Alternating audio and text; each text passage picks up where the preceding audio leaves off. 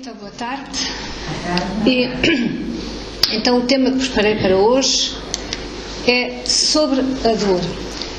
Quando falamos de dor, geralmente associamos à dor física, mas hoje quero-vos falar de uma outra dor, a dor da alma. E o que é a alma?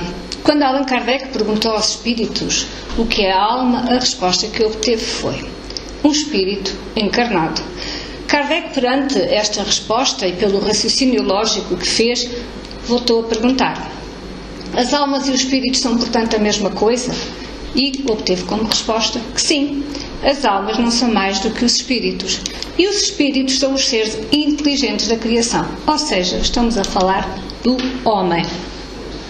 E este conceito sobre a alma podemos apreciá-lo, lê-lo, estudar no Livro dos Espíritos, capítulo 2, Encarnação dos Espíritos.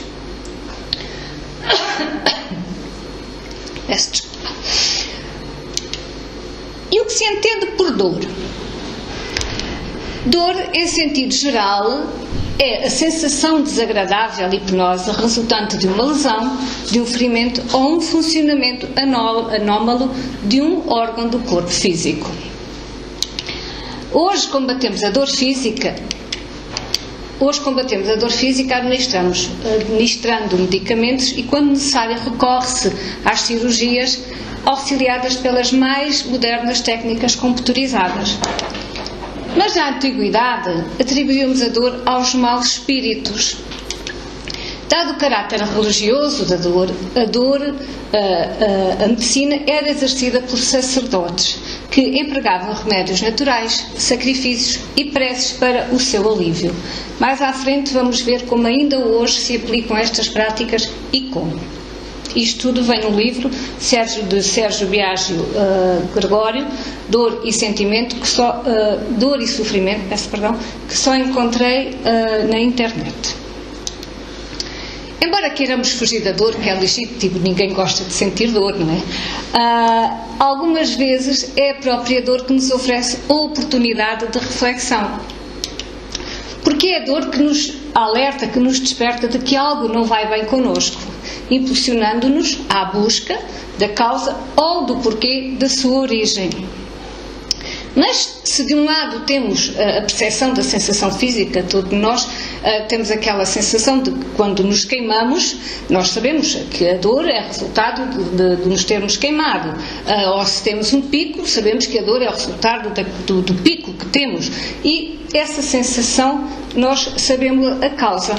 Mas a isto tudo temos que juntar a emoção e o sentimento que colocamos depois perante a dor. A emoção, reação instintiva, passageira e natural ao ser, acho que todos nós já sentimos quando surge uma situação inesperada, é como se o nosso estômago todo ele aqui andasse à volta e é um movimento do órgão do corpo físico. E porquê nesta parte do estômago? Porque é precisamente no centro gástrico que o centro das emoções. Daí vai nós até aquela expressão mais popular em que se eu dizer parece que levei um murro no estômago ou então senti-me enjoada.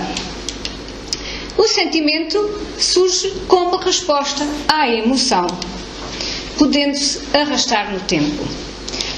Assim, a barreira entre a emoção e o sentimento é muito ténue. No entanto, ambos geram pensamentos positivos e negativos e são essenciais à nossa sobrevivência. Os pensamentos positivos e os negativos também, mas estamos a falar das emoções e dos sentimentos. A emoção perante a dor reage naturalmente pela rejeição ao medo. Quando nós nos magoamos, a primeira sensação que temos é de fugir da rejeição da dor, ou, neste caso, também o medo. Já o sentimento, pela sua essência dualista, pode gerar em nós a revolta, que quase todos nós, se não o dissemos, já ouvimos dizer: porque a mim? Que mal fiz eu a Deus, eu que até faço tanto bem, gerando mágoa e incompreensão no ser. Ou aceitação. E esta aceitação não é uma aceitação de deixar andar, vamos ver o que dá, não. É uma aceitação através da resignação ativa.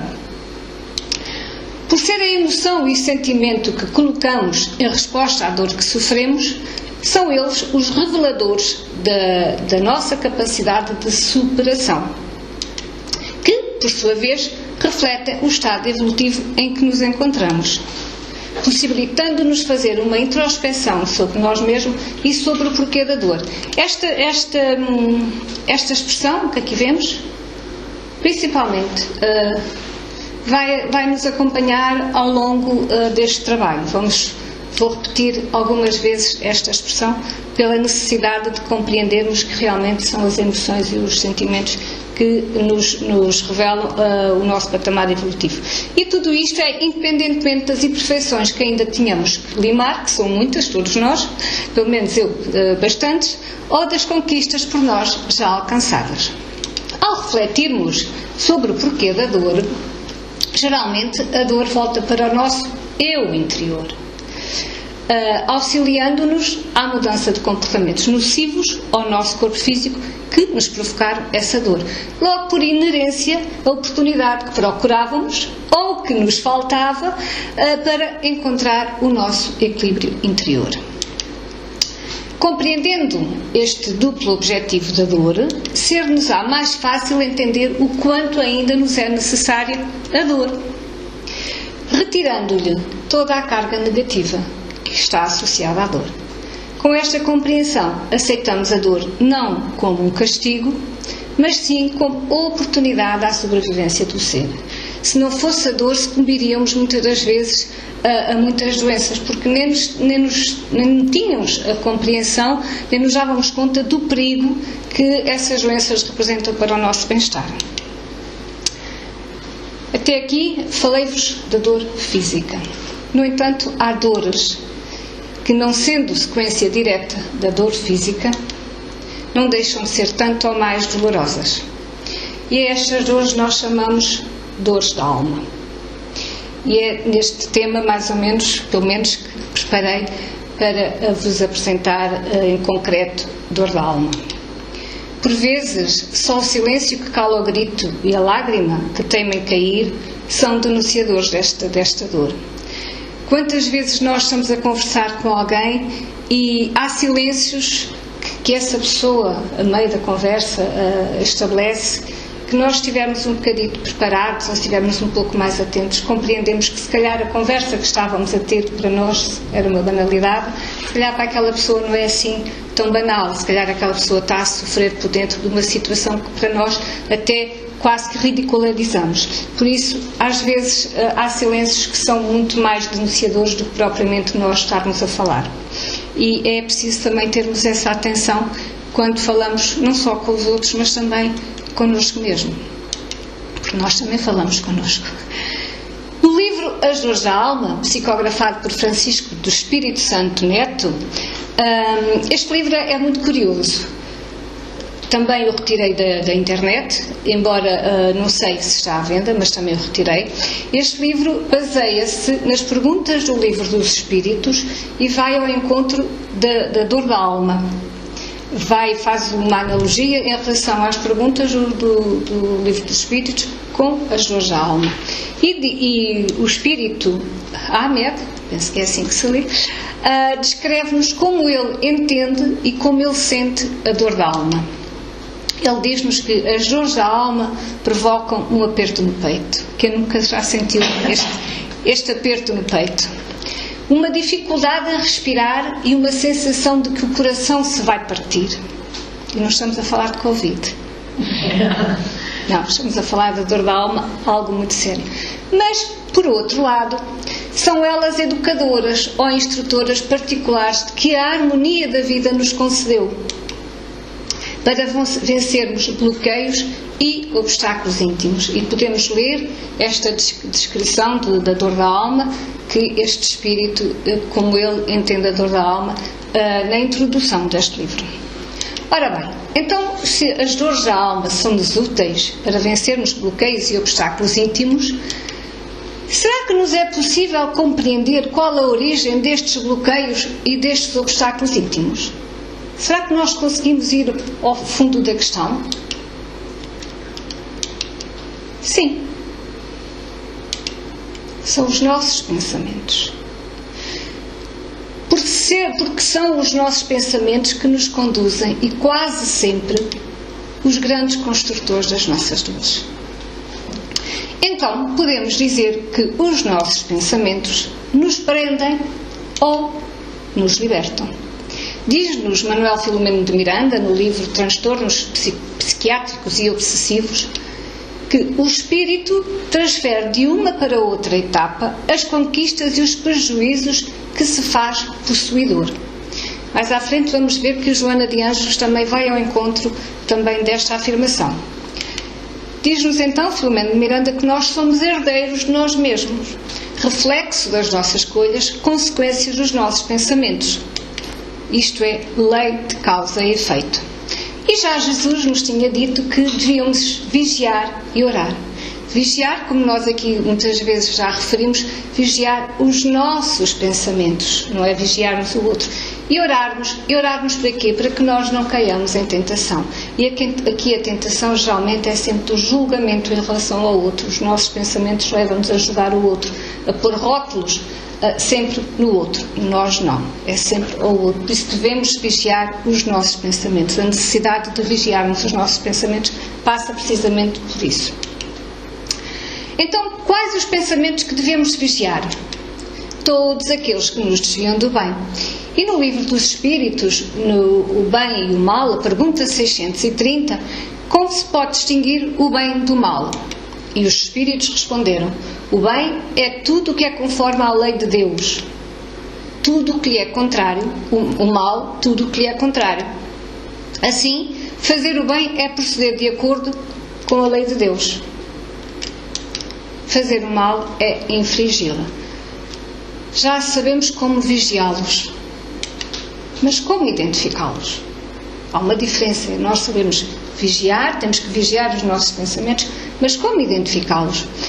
E Joana de Ângeles, neste livro que todos nós, quase todos os dias, se não o abrimos, temos em casa, um livro pequenino, mas tão cheio de ensinamentos, diz-nos que no Inter 35, com o título Pensamentos, que a ação do pensamento sobre a saúde é incontestável. Vejamos alguns exemplos.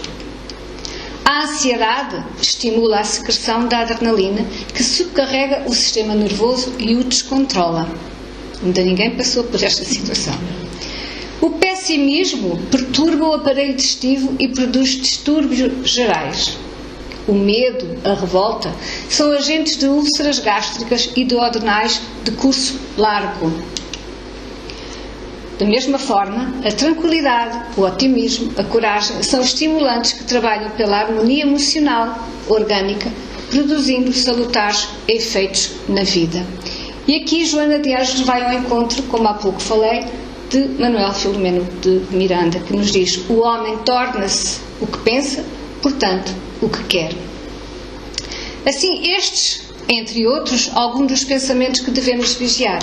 Mas para além da ansiedade, do pessimismo, do medo e da revolta, devemos também estar muito atentos à indolência, à monoideia ou ao desânimo. A indolência é quando nós começamos a... Parece que nada nos faz diferença, é uma indolência, a gente não apetece fazer nada, andamos ali, fazemos as coisas, mas sem vontade. Monoideia é quando há algo, vai uma ideia que fixa, que nós quase que não conseguimos combater e está constantemente ali a bater. E neste caso que estamos a falar de sentimentos e emoções, e principalmente dos negativos, quase sempre é deitar abaixo, como nós gostamos de dizer. São ideias de que nos levam à baixa autoestima. Ou o desânimo, pensar que não vale a pena, a vida já não vale a pena, nada me diz o que é que eu estou aqui a fazer, e isso leva-nos também, no fundo, é um ciclo vicioso, a monoideia, a indolência, o desânimo, a ansiedade, o pessimismo, o medo e a revolta. Assim, quando conseguirmos identificar em nós algum destes sentimentos e emoções, identificamos também o estado emocional e evolutivo da nossa alma, como eu há pouco falei. Esta expressão vai nos acompanhar ao longo do trabalho. Por sua vez, há sempre as duas partes.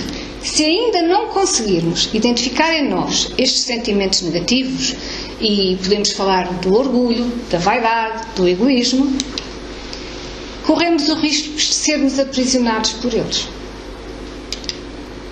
mantendo-nos psicologicamente em desequilíbrio. Este desequilíbrio muitas das vezes também leva-nos ao receio quando perdemos alguém, porque achamos que a nossa felicidade, o nosso bem-estar, a nossa capacidade de viver depende desse alguém. Nós começamos a ficar dependentes de alguém e achamos que esse alguém, com a falta desse alguém, nós deixamos de viver. Ou então, e acontece muitas das vezes, com um objeto. Nós apegamos-nos a um objeto como se ele fosse o salvador dos nossos dias. E por vezes, já tenho ouvido dizer, olha, hoje não trouxe a minha pulseira, pronto, já me vai correr mal o dia. Porquê? Depositamos naquele objeto toda a nossa capacidade. É um objeto de sorte ou de azar. E isso por vezes também nos traz algum desequilíbrio e inclusivamente acanha-nos nas nossas decisões. Joana de Ângeles, neste livro, que embora já o tenha lido 2 vezes e acho que se ler 3 ou 4 não me fazem mal nenhum, há o Refletindo a Alma e há Espelhos da Alma, são muito idênticos. Para mim até acho que são mesmo iguais, mas são de anos diferentes e é excelente, é muito elucidativo este livro e todo este trabalho praticamente se baseia neste livro. E a Joana de Ângeles, que no fundo nós sabemos um espírito que tem demonstrado através das suas comunicações grande esclarecimento, diz-nos que são as emoções e os sentimentos que dão colorido à nossa vida. Já aqui ouvimos falar desta afirmação. No entanto, também nos diz, mas precisamos de saber escolher as cores. Nós temos que começar a pensar que a nossa vida, o nosso caminho, não é só a sombra, não é só o escuro, não é só a parte negativa, não é só o coitadinho. Temos que fazer um esforço para ver também a luz que vem daquele lado, aquela porta que se abre se nós quisermos e nos mostra um caminho com luz, com alegria, com vontade de viver. Por isso, quando conscientes desta escolha, que é nossa, que nós podemos escolher entre a escuridão da vida e ver tudo negativo, mas também podemos fazer não. Vamos olhar para o outro lado, vamos nos dar a oportunidade de ser felizes olhando para outro caminho. Quando conscientes desta escolha, cabe-nos transformar as emoções e os sentimentos negativos em guias infalíveis da alma. Por serem os sentimentos e as emoções os grandes impulsionadores à nossa reforma íntima. E tudo isto leva-nos ao autoconhecimento. Para iniciarmos o autoconhecimento de forma equilibrada, porque quando nós chegamos aqui temos consciência da necessidade deste autoconhecimento. E tudo que nos leva a uma mudança requer ordem, requer uma regra, requer um encaminhamento, requer que nós tenhamos umas diretrizes para podermos segui-las, para saber que estamos indo pelo menos no caminho certo. Mas é preciso reconhecer essa necessidade. É preciso que nós nos olhemos ao espelho e pensemos: quem sou eu? O que faço aqui? Porque estou aqui? Porque no meio que me rodeia? Porque é que eu quero tanto ser melhor e não consigo? Porque é que eu acho que devia ser assim e ainda não consigo? Ou porque é que eu já sou tão boa e ninguém me dá valor? Nós temos que ir ao encontro de nós mesmos, enquanto espíritos em constante evolução. Depois devemos começar por aceitar a realidade de quem ainda somos. Porque a natureza não dá saltos, nós já sabemos disso, e nós, fazendo parte da natureza, também não damos saltos. O patamar evolutivo em que nos encontramos, porque realmente nós temos que nos aceitar no patamar evolutivo em que nos encontramos, porque se não nos aceitarmos neste patamar evolutivo em que todos ainda nos encontramos, nós vamos outra vez àqueles sentimentos da ansiedade, do receio, da manoideia. Isso acaba por haver um retorno em nós. Quando nós nos decidimos fazer um autoconhecimento, nós temos de ter a consciência de que ainda não somos perfeitos. E perfeitos nunca vamos ser relativamente perfeitos, porque perfeito só é Deus. Por isso, aceitando-nos sem culpas e sem nos vitimizarmos, não compactuando com a nossa inferioridade. Porque por vezes já ouvimos muitas vezes: mas eu não sou capaz, eu sou tão inferior, eu ainda não consigo, e aquele do não consigo fica ali a moer, e a pessoa está ali a vitimizar-se eternamente e dali não sai, porque eu não consigo. É certo que por vezes sozinho nós não conseguimos, mas se nós quisermos verdadeiramente e se acharmos que é a nossa oportunidade, nós vamos pedir ajuda. Nós não estamos isolados no mundo, por isso nós até podemos sozinhos não conseguir, mas há sempre alguém disposto, há sempre um conhecimento que nos leva para que nós consigamos ultrapassar esta dificuldade. Por isso é a postura mental que adotarmos que é determinante para nos aceitarmos ou não. Porque somos o resultado deste estado mental, no qual o pensamento, orientado pela vontade e intensidade dos nossos sentimentos, tem a força de construir ou destruir todos os momentos da nossa vida.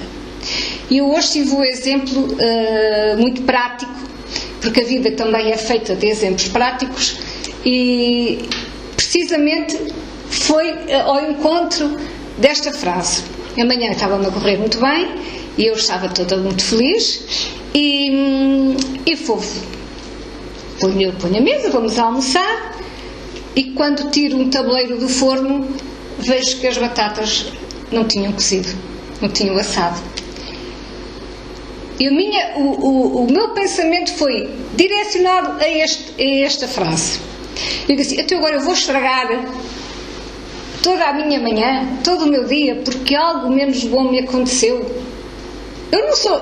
em parte posso ter sido responsável, que eu devia ter se calhar espetado, ver se as batatas estavam já assadas, mas não o fiz. Não posso estar agora a culpar nem estragar o resto do meu dia porque aquilo não correu tão bem. Pronto. E quando aquilo me aconteceu, foi tão curioso. Eu pensei: já valeu a pena. Porque nós, por vezes, podemos ter um dia magnífico, mas há um único segundo desse dia que não nos correu assim tão bem, e nós é esse segundo que valorizamos. Esquecemos que o dia tem 24 horas e nós estamos ali a bater naquele segundo que a coisa não correu bem. E é precisamente a intensidade dos nossos pensamentos, a orientação da nossa vontade, que nos faz ainda, nesta frase tão pequenina, muitas das vezes nós embatermos nela.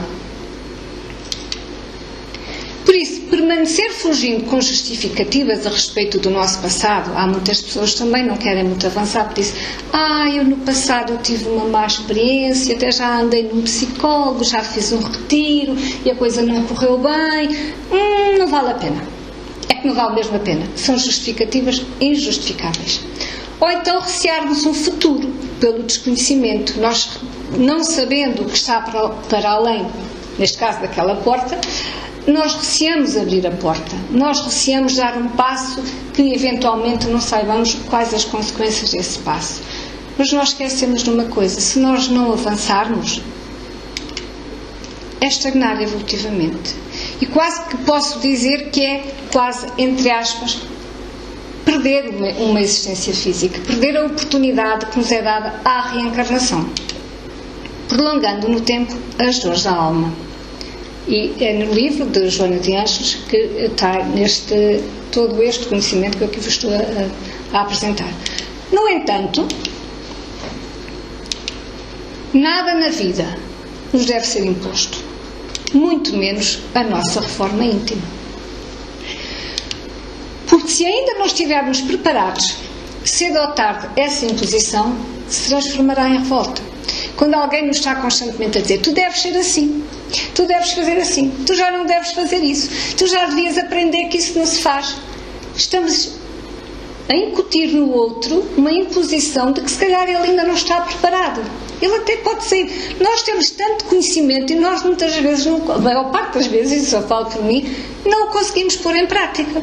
Quanto mais estás sempre a ouvir alguém, ou numa instituição, ou seja quem for, o que for, estar-nos sempre a dizer: e tu isto, e tu aquilo, e tu o outro. Nós até podemos fazer o esforço e dizer: vou fazer como ele diz. No fundo, ele até tem razão, eu vou. E nós vamos, mas vamos como que, e desculpem uma expressão, como cão agarrado ali à corda, não é? Vamos ali, não sei o que. Chega a um ponto, nós vemos: mas eu não consigo mesmo, isto ainda não é para mim. porque ainda não chegou a hora, e nós isso temos de ser firmes e não permitir que o outro decida por nós. Contribuindo de forma mais acentuada para o nosso desequilíbrio emocional. Se nós estamos a ver que não conseguimos, nós até desejamos muito, mas não está ainda na nossa hora, há uma frustração ainda maior. É forçoso que compreendamos que nunca amadurecemos se deixarmos os outros pensarem por nós. Isto é muito importante. E, infelizmente, mesmo agora no século XXI, com tanto conhecimento, com tanta informação, quase todos os dias nas televisões nós vemos que as pessoas quase que são forçadas a pensar pela cabeça dos outros, permitindo que determinem as nossas escolhas. A nossa renovação ocorrerá por fazer parte integrante da evolução do espírito. É a lei do progresso. E é inevitável em nós. Se não for nesta existência, se não for neste momento, se não for nesta hora, será. Mas tem que ser, também nos temos que predispor para que ela aconteça. Não podemos estar sentados na cadeirinha, a evolução ocorrerá, eu então agora estou aqui sentadinha à espera que ela venha. Não. Nós temos que fazer também um esforço para que realmente consigamos ir ao encontro dessa lei natural divina que é a lei do progresso. Porque nós também já sabemos, se não for a bem, vai a mal.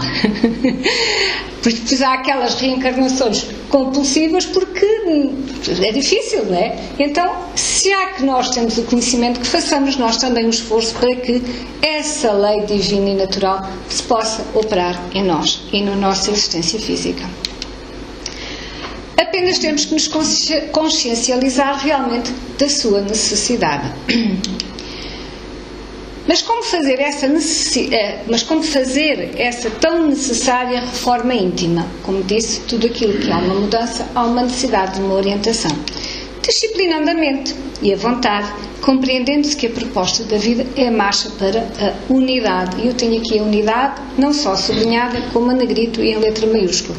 Porque aqui a unidade é o todo o universo, independentemente da nossa capacidade de compreender toda a extensão do universo. Mas nós fazemos parte desse todo.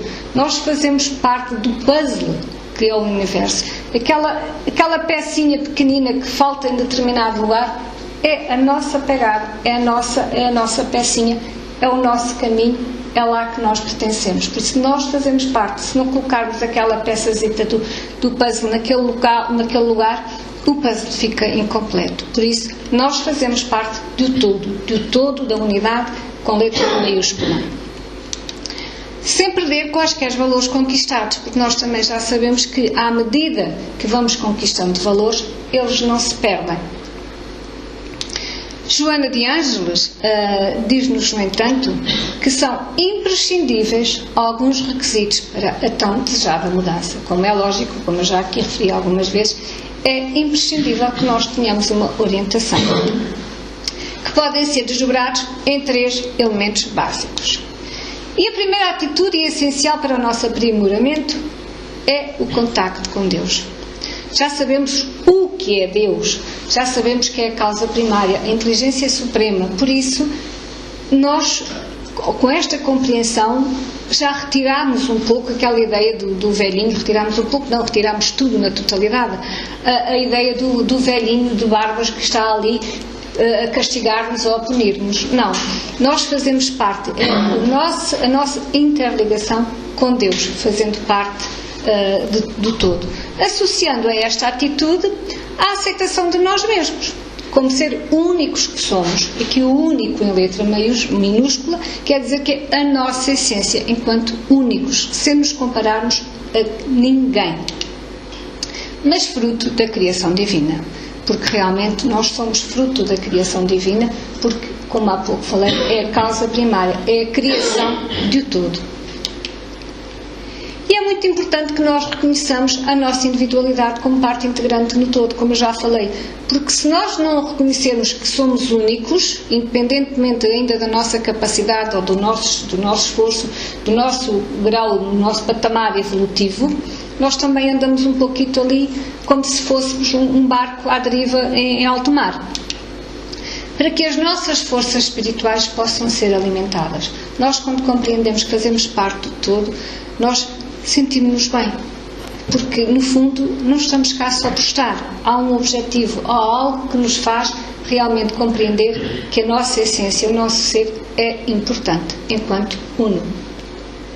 E para que as nossas forças espirituais possam ser alimentadas, inspirando-nos na busca do melhor. Eu aqui lembrei-me, porque vem a seguir, indo ao encontro da fonte da vida. Quantos de nós, num espaço aberto, ou num sítio que para nós é agradável, a primeira sensação que nós temos, ou a primeira ideia que nós fazemos é respirar fundo. Parece que é algo que nós absorvemos no sentido de nos libertarmos. Aquele ar parece que nos vem alimentar, indo ao encontro da fonte da vida. E à medida que entramos em sintonia com a harmonia universal, aurimos forças espirituais, dando lugar às nossas possibilidades de realização. Nós sentimos-nos, entre aspas, úteis, cooperadores com a criação divina. Nós é o nosso dever não só cuidar, como proteger de tudo aquilo que nos rodeia, de toda a natureza, de todo o planeta, que não é nosso, mas faz parte de nós. É a casa em que estamos neste momento a habitar. Energizando todo o nosso corpo físico, a partir deste momento, a nossa mente estará mais apta para receber recursos que provêm da natureza. Porquê? Porque a nossa receptibilidade é maior. Nós já estamos receptíveis a receber absorver essas forças. Então, este foi o primeiro requisito, e Joana de Ângeles, ao segundo requisito, subdividiu em 3: prece, meditação e, curioso, o terceiro deste segundo requisito, que não tem uma ordem, embora logicamente que a tem, mas eu aqui coloquei-a desta forma, mas se for ao contrário não faz diferença. Joana diz que nós temos que reaprender a respirar para saber relaxar. Nós não sabemos respirar.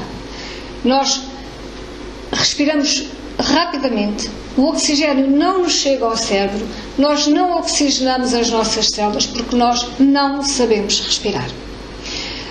E há uma necessidade de reaprender a respirar para podermos saber relaxar, ou para consigamos relaxar. Então, através da prece, podemos estabelecer uma atividade mental que nos possibilita colocar tudo o que se encontra desarmonizado em nós para fora do nosso interior. E há pouco a Leonor até foi um pouco ao encontro disto, porque realmente a prece é nós falarmos, é verbalizarmos em voz alta o que está no nosso interior. Nós devemos louvar, agradecer e pedir. Por isso, se nós, louvando, estamos a agradecer Pai Criador, se nós agradecemos, estamos a agradecer a oportunidade que nos é dada nesta existência para podermos evoluir. E pedimos porque ainda temos necessidade de pedir.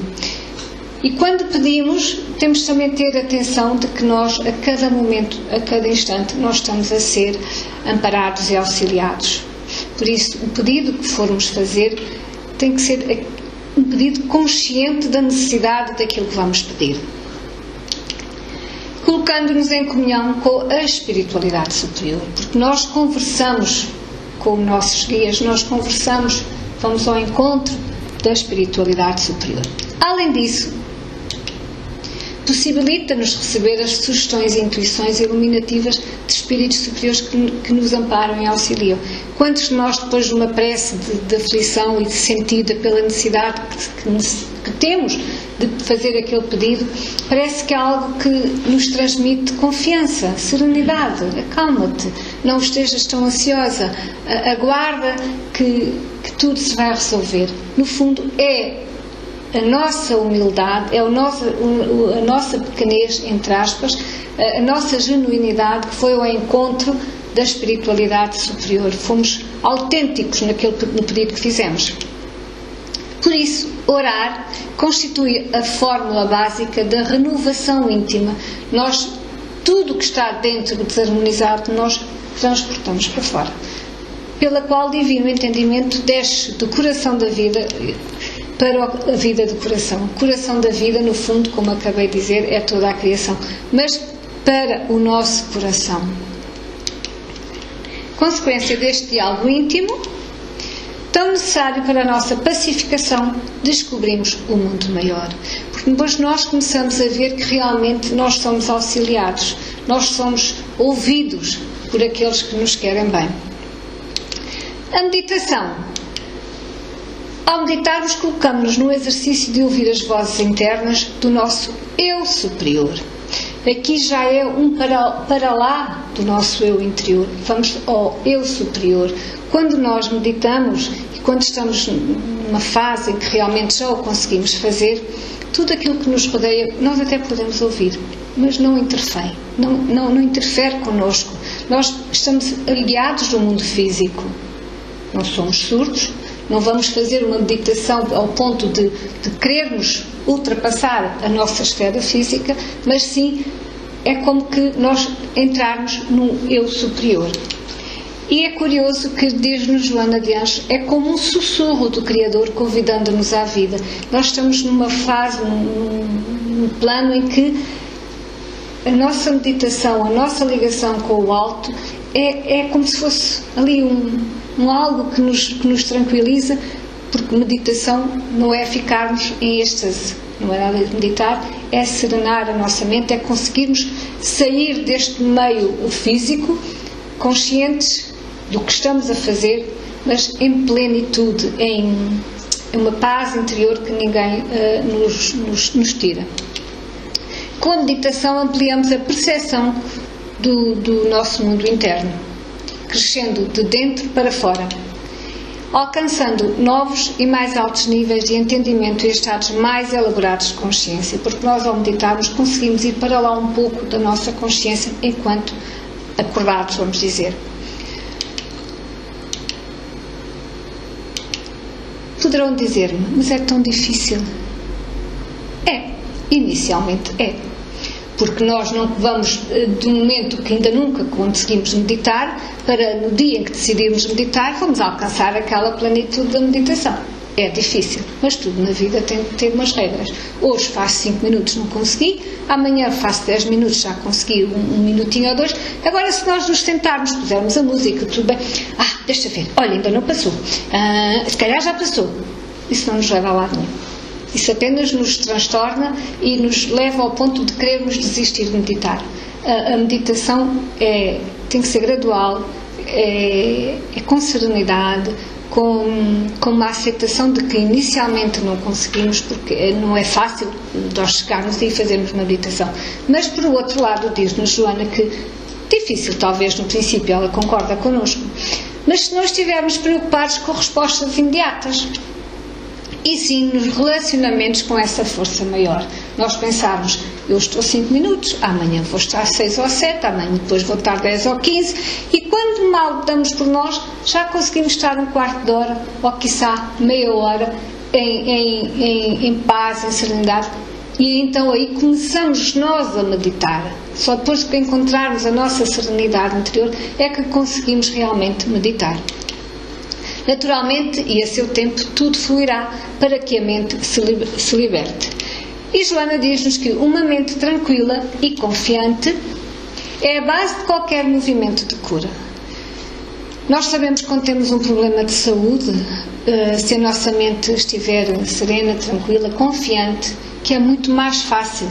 Não quer dizer que nós nos vamos curar, mas sinceramente, se calhar aceitamos toda essa dor, todo esse mal-estar, toda essa doença de uma forma mais calma, mais serena, e isso traz-nos tranquilidade. Ao trazer-nos tranquilidade, logo à partida traz uma cura, entre aspas, do nosso bem-estar, da possibilidade de podermos aceitar, lá bem está a bendita aceitação, não passiva ali, mas proativa. É lógico, se tivermos o merecimento da cura, também a vamos ter. E então, chegamos ao relaxar, como o terceiro passo do segundo, que realmente a Joana de Anjos subdividiu em 3. Então diz-nos que a Joana que a capacidade de relaxar proporciona-nos harmonia ao ser. É é lógico que nós, quando ouvimos a palavra relaxar, associamos logo a um spa. Mas é bom, não é mal nenhum, até é muito bom. Mas aquilo que Joana de Ângeles nos quer elucidar é que devemos visualizar imagens criativas, desfrutar da natureza em silêncio ou em grupo. Nós, quando estamos em grupo e assim no ambiente, nós despreocupamos-nos dos nossos problemas. Nós entregamos não só à natureza, como aos amigos, à conversa. Parece que há ali logo algo que nos deixa bem. Ora, se há algo que nos leva a retirar aquela preocupação, nós à partida já estamos a relaxar. Estamos a relaxar porque não estamos tão preocupados, não estamos tão presos ao problema que eventualmente possamos estar a viver. Ler uma página de um livro edificante. É tão importante nós começarmos a ler, nem que seja um capítulo, ou nem que seja uma página ou duas, mas algo que nos faça bem. Porque se vamos ler algo que começamos ali a chorar, uma tristeza, isto, aquilo e o outro, então se nós já não estamos bem, ainda vamos estar ali a lamentar-nos e a ler algo que no fundo não nos vai dar o alento que nós necessitamos. Então algo que nos faça bem, algo que no fundo que nos elucide para o nosso autoconhecimento, que é isso que estamos a falar.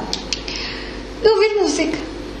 Nós sabemos, quando chegamos aqui ao centro, a primeira coisa que fazemos, se não é a primeira, é quase das primeiras, além da prece, é pôr a música.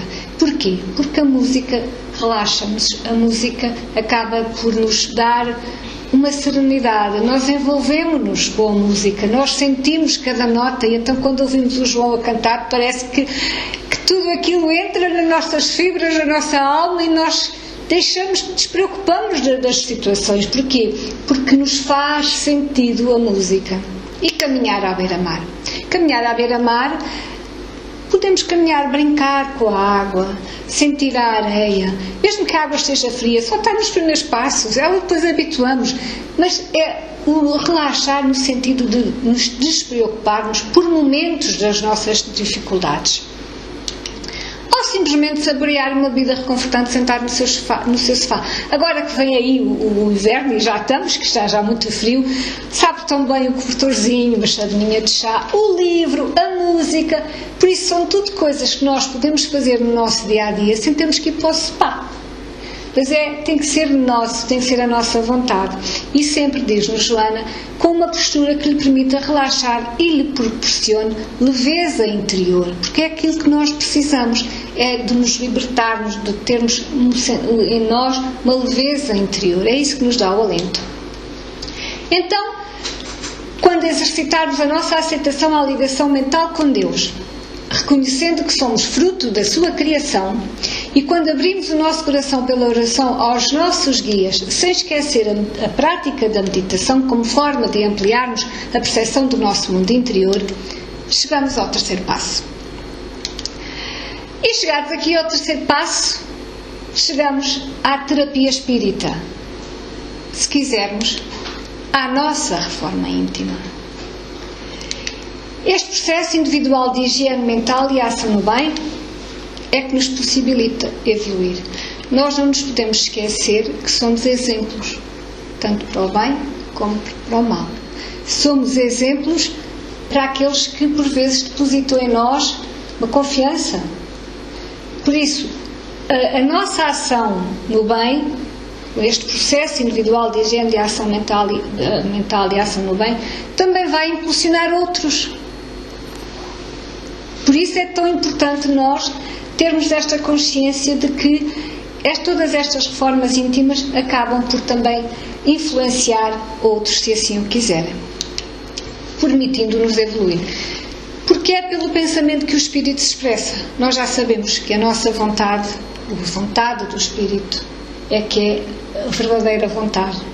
Por muito que nós dizemos, mas eu sou influenciada por isto, quando nós dizemos que estamos a ser influenciados, logo à partida estamos a assumir a nossa inferioridade.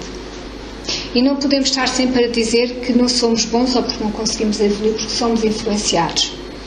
Colocar sempre o ónus da questão no outro é fugirmos à nossa responsabilidade.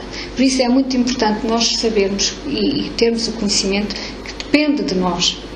É a vontade do Espírito, o Espírito que nós somos e que se expressa por todo este conhecimento. Por isso, o exercício de bem pensar, eliminando as ideias perniciosas que se está viciado, constitui passo decisivo para o autoconhecimento. Esta menina tem as ideias todas muito arrumadinhas. Ela precisa de algum, ela vai ali tudo certinho. Nós precisamos de ter assim as nossas ideias. A mente reflete o estado do espírito. E nós também sabemos, quando não estamos bem, nós refletimos que não estamos bem. E o Espiritismo oferece a terapia para a perturbação espiritual. O que é um centro espírita? Além de ser uma escola, é também um hospital. É aqui que muitas das vezes o espírito vem ao encontro do consolo, da sua necessidade, do porquê do seu mal-estar. E ao mesmo tempo aprende. Nós não nos importa saber qual é a profissão, o que faz, o que não faz, quem é que deixa de ser, não. Nós, quando alguém entra por aquela porta e que pede um atendimento, ou que vem pela primeira vez, por uma necessidade que foi sentida, ou vindo por outra pessoa, ou por ela própria, é para consolar, é para esclarecer esse espírito. E mais nada, depois o caminho é dela. Mas como fazê-lo? Substituindo as ideias perturbadoras por ideias saudáveis. E quando nós conseguimos substituir estas ideias, devemos também procurar afastar qualquer identificação como uma imagem doentia, de vítima infeliz. Eu sou a pessoa mais infeliz deste mundo. Eu sou assim, eu sou assado. Eu olho-me ao espelho e vejo sempre como eu sou. Eu sou. Nós sabemos que ainda somos frágeis, porque estas imagens também acabam por nos colocar para baixo. E quanto mais fragilizados nós formos, mais manipulados somos, gerando insegurança, medo e violência. A pessoa tomada pela emoção tem dificuldade em raciocinar e de ver de forma objetiva a realidade, porque se acha sempre inferior. Sabemos que o medo é a porta de entrada de todas as perturbações espirituais e emocionais. A pessoa que tem medo, que receia de tudo, fecha-se e ao fechar-se com todos esses receios, é quase como que absorvida, quase que não consegue viver, porque o medo, tudo aquilo que faz, não a deixa progredir, fazendo-lhe confusão ou medos ou receios, acaba por se fechar, e quando nós nos fechamos acabamos por nos anular. Eu tenho muitos receios, mas temos todos receios, de alguma coisa nós temos receio, porque ainda bem que temos esses receios, mas temos que conseguir ultrapassar esses receios, superar os nossos próprios medos, com as devidas precauções, como é lógico. Não nos vamos atirar assim agora por umas ondas fortes, se sabemos que não sabemos nadar, mas como eu tenho medo, vou-me atirar. Não é nada disso. Nós temos de ter a noção de que o medo nos bloqueia, mas que temos que também fazer o esforço para ultrapassar esses medos. Criando falsas imagens de nós mesmos, fazendo com que resvalemos para o desequilíbrio, trazemos a tão indesejada dor da alma. Quando nós receamos, nós acabamos por nos sentir é uma dor da alma, um aperto no coração, como nos diz o Espírito Amém. Que quase sempre é o reflexo de anteriores experiências encarnatórias. Se nós sabemos que são as nossas tendências, os grandes reveladores da nossa existência pretérita, também à partida acumulamos toda esta existência. Por isso temos que fazer um esforço para superar. Por isso é que cada reencarnação é uma oportunidade de evoluir, acentuando-se nesta reencarnação. Mas como reconhecer hoje essas dores, se pelo dom do esquecimento não nos lembramos quem fomos no passado? É verdade que não podemos olhar pelo retrovisor da nossa vida e ver todo o nosso passado. Mas se fizermos uma análise sincera das nossas atitudes e das reações negativas, reconheceremos algumas características emocionais e alguns sentimentos que devemos mudar em nós. Há um capítulo no Evangelho que nos diz que a cólera só está se o espírito for colérico, não é o corpo, é o espírito. E aqui nós podemos ver se a pessoa tem uma determinada ação e reage de uma determinada forma, se não é de agora, ou mesmo que seja de agora, porque já vem do passado. Porque são as emoções e os sentimentos que nos caracterizam e os grandes reveladores de quem ainda somos. Mais uma vez, as emoções e os sentimentos. Neste caso, e por se revelarem sentimentos negativos, são representativos do nosso passado e ainda da nossa imperfeição. No livro do Evangelho, segundo o Espiritismo, podemos ver o que nos diz a codificação. E a codificação diz-nos que estudemos as nossas próprias imperfeições e trabalhemos incessantemente para combatê-las. Sejamos indulgentes para com as fraquezas dos outros e perante as suas dores. Porque também nos é necessária a indulgência para com as nossas próprias dores. Nós não podemos pensar que o facto de estarmos num processo de autoconhecimento, de querermos avançar, de termos todo este conhecimento, que agora já não temos mais dores, que agora já não temos mais fraquezas, que agora já nada de mal nos vai acontecer, ou de menos bom. Temos que ter também essa indulgência para connosco. O homem de bem sabe que todas as vicissitudes da vida, todas as dores, todas as decepções são prova ou expiação, e as aceita sem se lamentar. E nós infelizmente vemos, mesmo espíritas, e se calhar eu também, e se calhar não, eu de certeza, a gente lamenta sempre tudo, porque isto, porque olha, estava tão bem e de repente aconteceu aquilo, eu estou tão mal e a minha cabeça e não sei quantos. E é um lamento constante, quando por vezes, como vemos neste trabalho que apresentei, a dor impulsiona-nos para a nossa reforma íntima. Nós temos que ir à procura do porquê dessa ansiedade, desse medo, dessa dor. Reconhece o verdadeiro espírito pela sua transformação moral e pelos esforços que emprega para domar suas inclinações más. Pois é, estou quase a acabar. E todo este trabalho se resume em 2 palavras. Auto-amor. É curioso que o auto-amor, a gente olha-se a um espelho, eu sou tão linda, fica-me tão bem estes cabelos. É importante nós gostarmos da imagem que vemos, mas não nos podemos esquecer do ser que está revestido por este corpo, que é o espírito que nós somos. E é aqui que nós temos que nos aceitar tal e qual como somos e amar-nos como tal. É lógico que é muito agradável nós sentirmos bem olhar e ver a imagem que projetamos no espelho, mas não nos podemos esquecer que não é esse auto-amor. Isso já é narcisismo, vaidade, egoísmo e orgulho. Munidos do auto-amor, nossas relações tornam-se mais profundas e verdadeiras, levando-nos ao auto-perdão. Todos nós, de uma maneira geral, por muito que nos custe, já erramos. Mas erramos naquele sentido de que, naquele momento, aquilo que dissemos, aquilo que fizemos, a nossa atitude, naquele momento para nós era o mais correto. Se calhar passado 1 minuto, 5 minutos, 1 segundo, nós já nos estamos a arrepender. E ainda bem que assim é sinal que se calhar reconhecemos o erro que cometemos. Mas ainda faz parte de nós. Mas então coisas do passado que nós estamos constantemente a lembrar, ou porque algum motivo, ou aconteceu algo que nós hoje, com o conhecimento que temos, achamos que agimos mal, mas pensemos, hoje nós dizemos isso. E no passado nós agimos porquê? Porque achávamos que era aquilo que estava em nós, era o nosso conhecimento. E quem é que nos diz que daqui para a frente nós não vamos errar tão bem? Não vamos fazer coisas que nos vamos arrepender? É este auto-perdão. Não é desresponsabilizar-nos das coisas, mas sim responsabilizar-nos no sentido de que, naquele momento, naquela ação que eu tomei, aquilo que eu disse, se calhar hoje já não o fazia. De certeza absoluta que não o faria, mas faria de forma diferente, mas não quer dizer que fizesse correto. Amar-se é encontrar-se, diz-nos Joana de Ângelo. É poder reconhecer que os seus efeitos despertam, transformam e regulam as forças de todo o universo,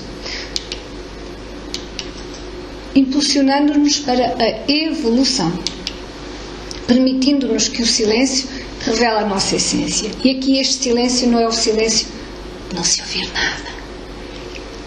É o nosso silêncio interior. Nós por vezes podemos não estar a verbalizar, mas dentro de nós o ruído é ensurdecedor. É de tal maneira ensurdecedor que nós nem conseguimos raciocinar, só nos estamos a ouvir. É deste silêncio que a Joana fala. É o nosso silêncio interior. E quando nós conseguimos ter este silêncio interior, conseguimos ouvir os outros. Porque os outros, se calhar, estão a necessitar tanto de ajuda como nós já necessitamos até chegarmos a este patamar de conseguirmos manter o nosso silêncio interior. Mas cada indivíduo, isto não há que pôr em causa, deve buscar a forma mais indicada para si. Tudo aquilo que aqui Joana diz e que eu reportei neste trabalho são requisitos, orientações, mas cada um tem que seguir o seu caminho, porque nós não podemos querer que todos sejam espíritas, que todos aqueles que nós conhecemos sejamos espíritas e que nós agora o espiritismo é que é a salvação. Não! Eu conheço pessoas que, não sendo espíritas, têm este comportamento há muitos anos. Por isso, ter a ideia de que realmente só nós, enquanto espíritas, é que somos os melhores, isso é errado. Porque também não é isso que o Espiritismo nos diz. O Espiritismo diz-nos que fora da caridade não há salvação. E a caridade todos nós a podemos fazer. Tomando consciência das suas reais e verdadeiras capacidades. Se eu não sei inglês, eu não posso candidatar-me a ser professora de inglês. Não é? Se eu não sei um outro ofício, eu não posso ir ao centro de saúde e dizer, olha, eu quero um emprego neste trabalho. Não é? Eu tenho que saber as minhas capacidades, verdadeiras capacidades. Porque somos nós que construímos ou destruímos as nossas asas. Nós também aqui muitas vezes falamos das duas asinhas da borboleta, a da moral e intelectual. Somos nós que as construímos ou destruímos. Quando conseguirmos amar e perdoar os outros como a nós mesmos, compreenderemos que o erro leva-nos ao acerto e que a aprendizagem nos dará a força e a coragem para que nos possamos reerguer. Nós caímos as vezes todas que tivermos que cair. Mas tínhamos de ter a consciência de que a cada queda nós nos temos que reerguer, conquistando e reconstruindo todo um novo caminho. Ao libertar-nos da culpa e da mágoa, superamos toda e qualquer dor da alma. Porque amar é o grande desafio do espírito. E aqui o amar não é vamos fazer amor. Amar é saber as necessidades do outro, é ir ao encontro do que o outro precisa, é dar a mão no momento de dor, é auxiliar no momento agora com esta pandemia, se aquela pessoa necessita de algo, é ir ao encontro do sofrimento do outro, é abnegar por vezes do nosso aconchego para poder dar algo ao outro, doando-nos ao outro. Esse é que é o amor. É o amor que Jesus nos dizia. Amai-vos uns aos outros, espíritas, amai-vos uns aos outros e instruí-vos. Porque se nós não nos instruirmos, se nós não nos amarmos, não conseguimos superar o desafio. E estes foram todos os livros que eu apresento, que eu me baseei para este trabalho, refletindo a alma. Se puderem, adquiram e leiam, estudem. É por capítulos, é por temas, é muito esclarecedor. Este livrinho que todos nós conhecemos, este que só encontrei na internet, o Evangelho segundo o Espiritismo.